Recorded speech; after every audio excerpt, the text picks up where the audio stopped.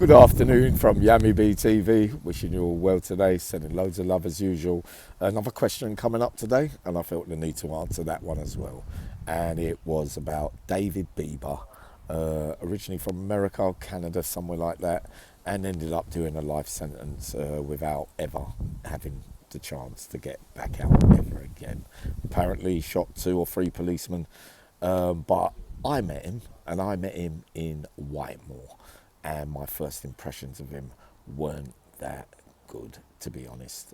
He looked like he was out of his depth in an English jail.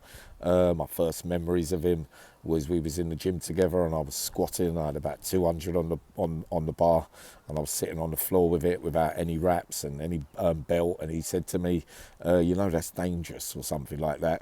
You should be wearing belts and things, because he's got a lot of injuries and that kind of stuff, and he was a champion lifter and that kind of stuff. But then I looked around one day, and he was doing his dumbbells with the 2s and the 5s.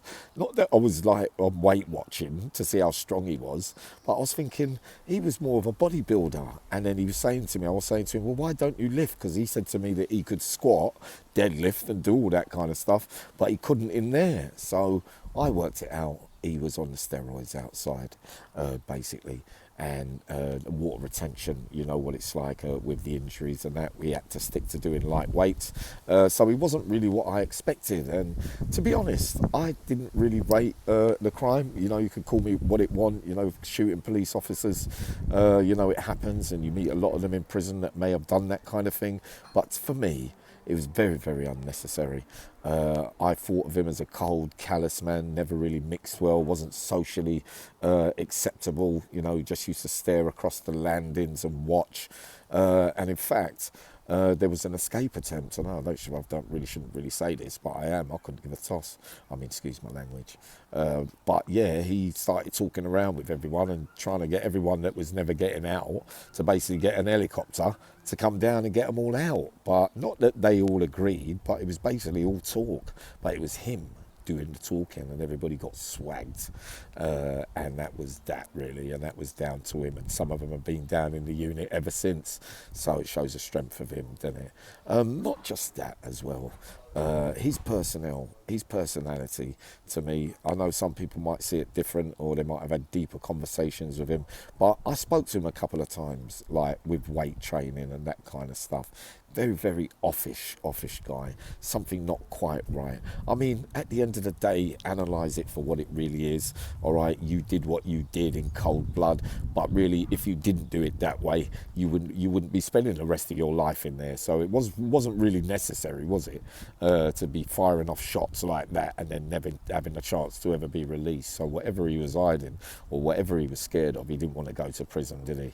That's the best way of describing it.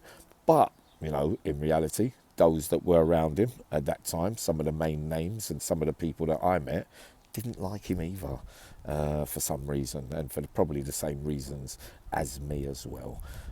Very, very cold, callous man, you know, very, very not likable in that way. Didn't come across, you know, like a decent bloke or had any soul in him. Narcissistic, if we want to talk about a narcissistic way, he would definitely be one I would, if that fits the criteria. Him, lack of emotions, never no laughter, never, you know what it feels like, you know, like jokes are being run and you're in the background, you know, you're not even joining in with the crowd.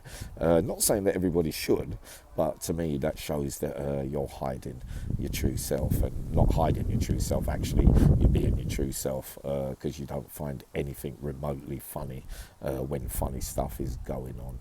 Apart from that, what else can I add? Nothing really, but I think that's about it. Nothing really more to say on him. That's all I know, but yeah, good luck to him.